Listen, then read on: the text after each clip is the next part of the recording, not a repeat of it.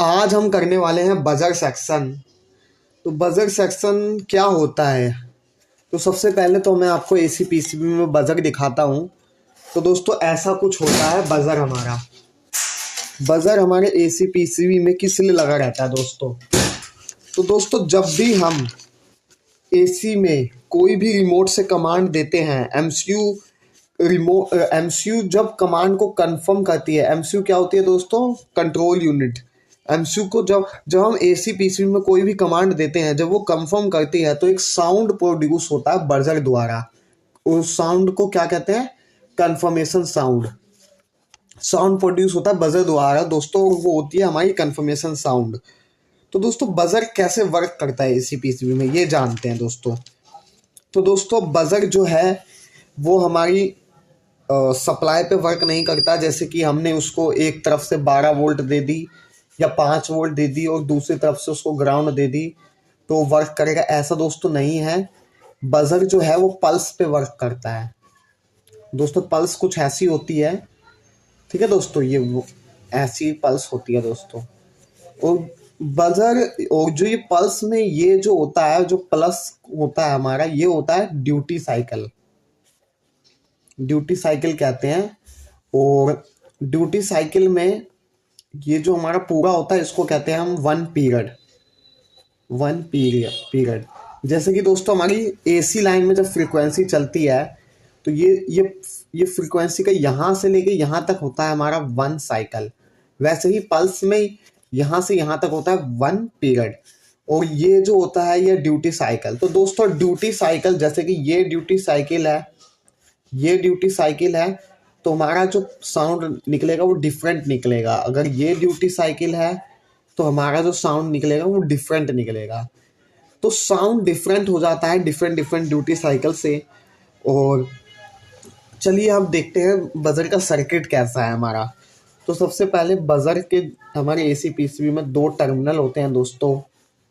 और इसके कई केस होते हैं। जैसे कि केस 1 सर्किट में क्या होता है दोस्तों कि इसके एक टर्मिनल पे 12 वोल्ट या 5 वोल्ट की सप्लाई डायरेक्ट दे दी जाती है और जो दूसरा टर्मिनल है उस पे एनपीएन द्वारा सप्लाई दी जाती है। एनपीएन क्या होता है उसके बारे में हमने पढ़ा है।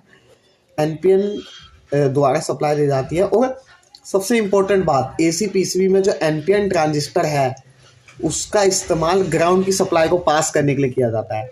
अब जब भी एमसीयू जो है हमारा एनपीएन के बेस को अनेबल करेगा, वैसे ये ग्राउंड की सप्लाई इधर चली जाएगी और ये बजर बजने लगेगा। बट दोस्तों इसमें एक कंडीशन है। जो एनपीएन ट्रांजिस्टर हमारा होता है उसको कनेक्ट करने के लिए, उसको ये स्विच के 2 टर्मिनल है ना, एनपीएन ट्रांजिस्टर के स्विच के 2 टर्मिनल, तो इन दोनों टर्मिनल को कनेक्ट होने के लिए यहाँ पे चाहिए हमें प्लस की सप्लाई। मतलब यहाँ पे जो ग्राउंड से ज़्यादा सप्लाई चाहिए हमें, तभी ये ग्राउंड की वोल्टेज ऊपर आएगी।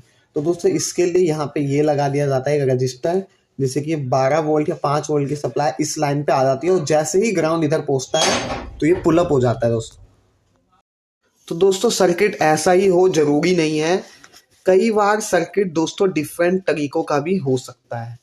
तो दोस्तों कई बार ऐसा भी हो सकता है कि जो हमारा 2 टर्मिनल है, एक पे तो 12 या 5 वोल्ट डायरेक्ट आए और नेगेटिव के लिए यहाँ पे लगी हो हमारी बाइपोलर आईसी दोस्तों। अब बाइपोलर आईसी में क्या होता है दोस्तों, 8वां नंबर जो पिन होता है वो ग्राउंड होता है और उसके सामने वाला वीसीसी का होता है दोस्तों। और जो यहाँ पे जो सप्लाई होती है इसको जब अनेबल किया जाता है, बाइपोलर आईसी क्या है? बाइपोलर आईसी दोस्तों क्या है? ये सेम एनपीएन ट्रांजिस्टर की तरह वर्क करती है। जब ये दोस्तों ये जो पिन होती है लाइन से, ये होती है दोस्तों बेस की पिन। तो जब इन पिनों पे एमसीयू अपना सिग्नल देती है दोस्तों, तो हमारा जो है ये ट्रांजिस्टर, ये बाइपोलर आईसी ऑन हो जाता है और ग्राउंड की सप्लाई को ये आउटपुट से भेज देता है। तो दोस्तों सेम इसमें भी एक वो लगेगा, क्योंकि ये भी है एक एनपीएन ट्रांजिस्टर, तो इसमें भी एक रजिस्टर लगेगा जिससे कि 12 वोल्ट की सप्लाई इधर मिले और जब नेगेटिव यहाँ से आए तो पुल अप हो जाए। तो ये पुल अप क्या होता है ये आपको पता होना चाहिए दोस्तों, हमने बहुत बार इसके बारे में पढ़ा है। अब केस 3 जो है हमारा कि सेम जो हमारा जो ये है ये हमारा बजर, ये कब बजेगा दोस्तों? सेम इसके लिए तो अपना एनपीएन लगा रखा है दोस्तों, एनपीएन इसके लिए लगा रखा है और एमसीयू ने एनपीएन पे सप्लाई दे दी, बट ये वर्क नहीं करेगा दोस्तों। वर्क क्यों नहीं करेगा? क्योंकि अभी इधर प्लस की सप्लाई नहीं दी गई है, और प्लस की सप्लाई देने के लिए भी क्या क्या किया जाएगा इधर दोस्तों? प्लस की सप्लाई देने के लिए प्लस कौन पास करता है हमारा एसी पीसीबी में? PNP transistor. तो इधर पीएनपी लगाया जाएगा दोस्तों। अब पीएनपी के इमीटर पे जो है प्लस की सप्लाई दी जाएगी, कलेक्टर से आउट होगी। इमीटर पे 12 वोल्ट दे दिया जाएगा दोस्तों, 12 वोल्ट या 5 वोल्ट। वो कलेक्टर से कब आउट होगी? जब इसको नेगेटिव सप्लाई से ऑन किया जाएगा। और नेगेटिव से ऑन करने के लिए क्या चाहिए हमें? ट्रांजिस्टर चाहिए। तो फिर से हमें ट्रांजिस्टर, क्योंकि ट्रांजिस्टर ही नेगेटिव पास करेगा ना दोस्तों। और ट्रांजिस्टर को ऑन करने के लिए क्या चाहिए हमें? बेस पे हमारी एमसीयू की वोल्टेज चाहिए, वो हमें मिल गई। और ट्रांजिस्टर ऑन हो गया। नेगेटिव की सप्लाई कब पास करेगा ट्रांजिस्टर? जब इसके जो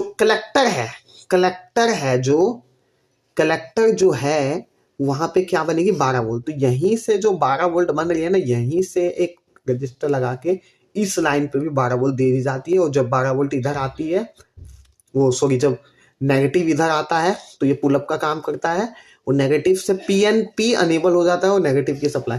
मतलब जो एमसीयू है वो हमारी नेगेटिव सप्लाई को, ग्राउंड वोल्टेज को और 12 वोल्ट को, दोनों को कंट्रोल कर रहा है इस केस में। तो दोस्तों ये था हमारा बजर सेक्शन। और बजर सेक्शन में कुछ नहीं रह गया है आपको बताने के लिए। और अगर हम ये देखें कि पीसीबी में प्रॉब्लम्स क्या क्या आती है, बजर सेक्शन में प्रॉब्लम क्या क्या आती है दोस्तों, तो हमारा पीसीबी में रिमोट के कमांड देने पर भी बजर सेक्शन नहीं बजता है। तो हम क्या करते हैं, पीसीबी में हम बजर सेक्शन का एरर कोड भी नहीं होता है, तो हमें पता कैसे चलेगा? तो हम बजर सेक्शन को शॉर्टकट में चेक करने के लिए हम ना उसमें ना वोल्टेज चेक करेंगे कि वोल्टेज उस पर फ्लिकर कर रहे हैं क्या नहीं, फ्लिकर कर रहे हैं कि नहीं, और उस पर वेरिएबल हो रहे हैं कि नहीं वोल्टेज। मतलब जब हम बटन प्रेस कर रहे हैं रिमोट का, तो उसकी जो ग्राउंड की सप्लाई है वहां पे वेरिएबल हो रहे हैं कि नहीं वोल्टेज, इससे हम चेक करेंगे। डीसी वोल्टेज को चेक करेंगे, और वोल्टेज को चेक करेंगे। वोल्टेज अगर फ्लक्चुएट हो रहे हैं तो हमारा बजर जो है वो ओके है, बजर का सर्किट ओके है, बजर खराब है। अगर वोल्टेज फ्लक्चुएट नहीं हो रहे हैं तो हमारा बजर का सर्किट में फॉल्ट है दोस्तों। सर्किट में फॉल्ट होगा बजर के, नहीं तो बजर में फॉल्ट होगा। तो दोनों केस में ही आप रिपेयर कर सकते हैं। आपने इस वीडियो में इतना जान लिया दोस्तों। तो मिलेंगे किसी और वीडियो के साथ, जब तक के लिए गुड बाय, थैंक यू।